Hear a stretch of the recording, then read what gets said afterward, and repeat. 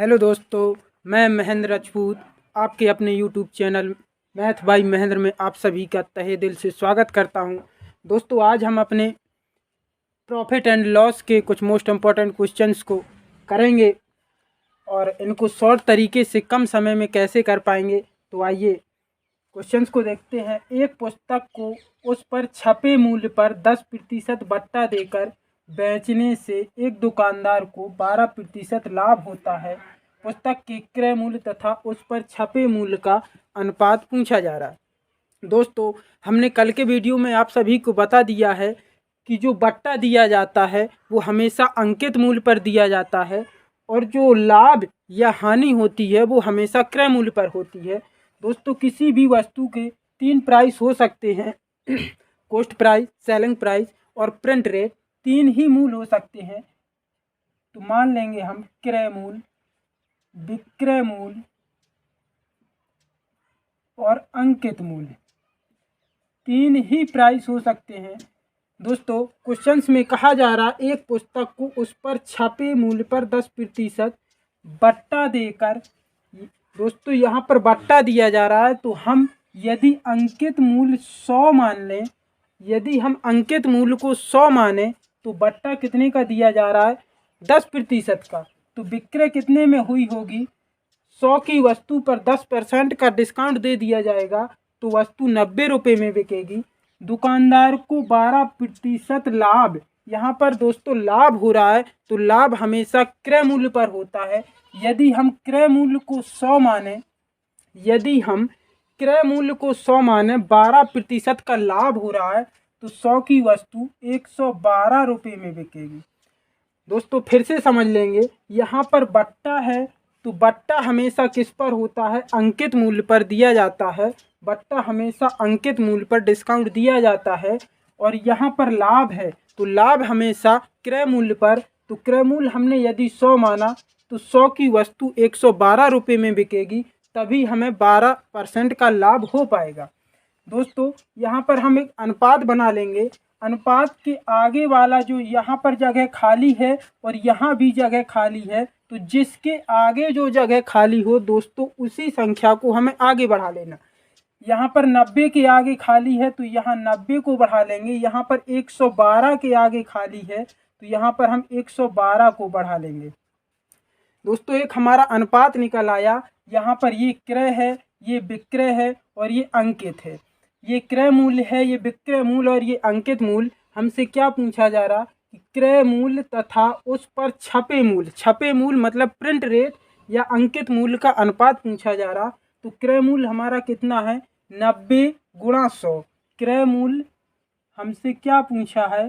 क्रय बटे अंकित, यही तो पूछा है, क्रय बटे अंकित मूल्य। तो क्रय हमारा कितना है? 90 गुणा 100, 90 गुणा 100 और अंकित मूल्य कितना है?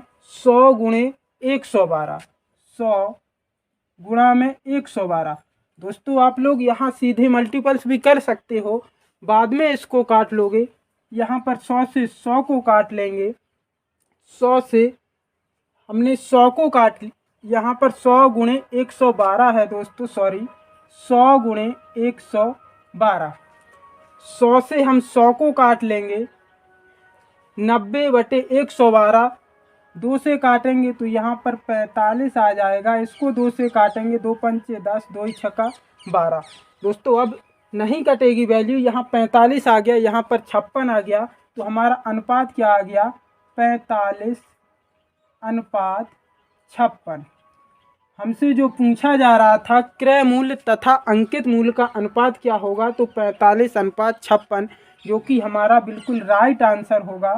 दोस्तों, नेक्स्ट क्वेश्चन से, किसी निर्माता ने एक वस्तु का अंकित मूल्य 50 रुपये निर्धारित किया तथा उसे 20% का बट्टा देकर बेच दिया। यदि उसे 25% लाभ हुआ हो तो उस वस्तु का क्रय मूल्य। दोस्तों वही फिर से हम मान लेंगे, किसी वस्तु में 3 मूल्य होते हैं, क्रय मूल्य, विक्रय मूल्य और अंकित मूल्य। क्रय, विक्रय और अंकित 3 ही प्राइस हो सकते हैं। दोस्तों यहाँ पर कह रहा अंकित मूल्य 50 रुपये है, यहाँ पर अंकित मूल्य कितना है? 50 रुपये। उसे 20% का बट्टा हमेशा अंकित मूल्य पर दिया जाता है। 20% का बट्टा दिया होगा, 50 की वस्तु पर 20% डिस्काउंट है, तो 50 का 20% कितना होता है दोस्तों? 50 का 20% 10 होगा। 50 का 10% यदि हम निकालें तो एक अंक के बाद दशमलव, 50 का 10% 5 होगा, तो 20% 10 होगा। अर्थात हम कह सकते 50 की वस्तु 10 रुपये कम में बिकेगी, तो कितने रुपए में? 40 रुपये में। कितने रुपए? 40 रुपये, क्योंकि 20% का बट्टा दिया जा रहा, डिस्काउंट है, बेच दिया। यदि उसे 25% लाभ, यहाँ पर हमारा लाभ हुआ है, तो लाभ हमेशा क्रय मूल्य पर होता है। दोस्तों यदि हम किसी वस्तु को 100% में खरीदे हैं, हमेशा किसी वस्तु को 100% में खरीदा जाता है। यदि ये पेन 5 रुपये का खरीदा है, तो ये भी अपने आप में 100% वैल्यू है। 100% में खरीदा, 25% के लाभ पर बेचा, तो 125% में बेचा होगा। 100% की वस्तु पर 25% लाभ, तो 125%। क्या पूछा जा रहा? वस्तु का क्रय मूल्य कितना होगा? तो हम कह सकते हैं विक्रय मूल्य प्रतिशत में 125 है और रुपयों में कितना? 40 है। तो हम 125% की वैल्यू 40 रुपये के बराबर कर सकते हैं या नहीं कर सकते? आप सभी बोलोगे कर सकते हैं। तो 1% कितने के बराबर होगा? 40 बटे में 125। हमसे क्या पूछा जा रहा? क्रय मूल्य। क्रय मूल्य को हमने कितना माना है? 100 माना है, तो हमें क्रय मूल्य 100% की वैल्यू लाना है।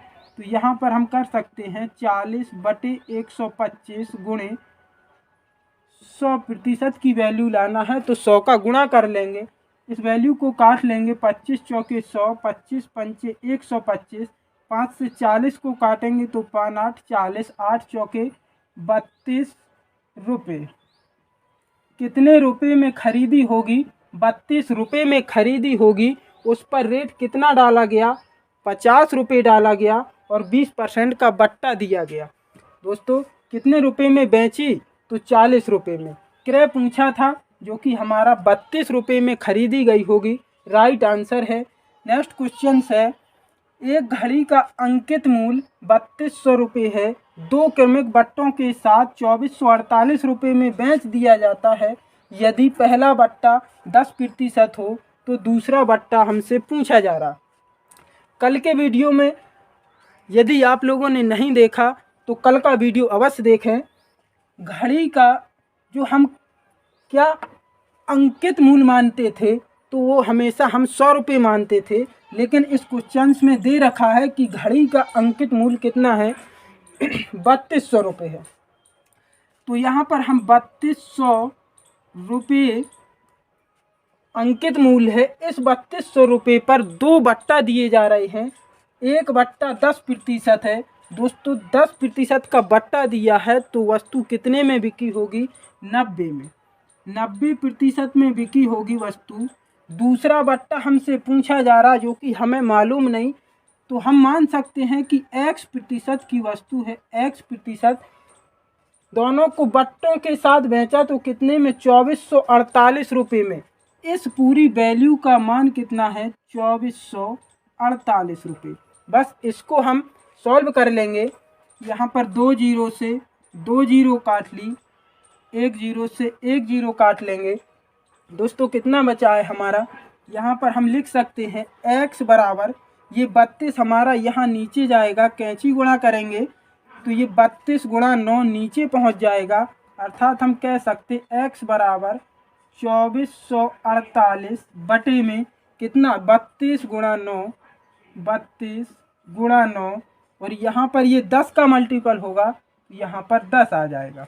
इसको सॉल्व कर लेंगे, 9 से काट लें, 9 से इस पूरी वैल्यू को काटेंगे तो कितनी काट लेंगे? 9 दूनी 18, 18 2 20 6 26, यहाँ पर 64 हो गया, 9 7 63, 9 दूनी 18। 32 से इसको काटेंगे, या 8 से काट लें पहले, 8 चौके 32, 8 से इसको काटेंगे, 8 दूनी 16, 8 तिया 24, 25 26 27 32 बचा, 8 चौके 32। यहाँ पर 2 से काट लें, 2 दूनी 4, 2 पंचे 10, 2 से 34 को काटेंगे तो 17 बार। 17 का गुणा 5 में कर लेंगे, पूरी वैल्यू काटने के बाद 17 गुणा 5 बचेगा तो 17 पना 85%। हमारी x की वैल्यू कितनी आ गई दोस्तों? 85%। अब आप बताओगे जो हमारा x था वो 85% आया है, वो पूछा है कि दूसरा बट्टा कितने में दिया, बट्टा कितना दिया है। 100 की वस्तु 85% में गई है तो हमें बट्टा कितने का मिला होगा? 100 की वस्तु 85 में गई है तो बट्टा हमें कितने का मिला है? दोस्तों आप सभी बताओगे कि 15% का बट्टा मिला है, 15%, जो कि हमारा बिल्कुल राइट आंसर है। दोस्तों वीडियो अच्छी लगी हो तो प्लीज़ लाइक शेयर और सब्सक्राइब ज़रूर करना। धन्यवाद।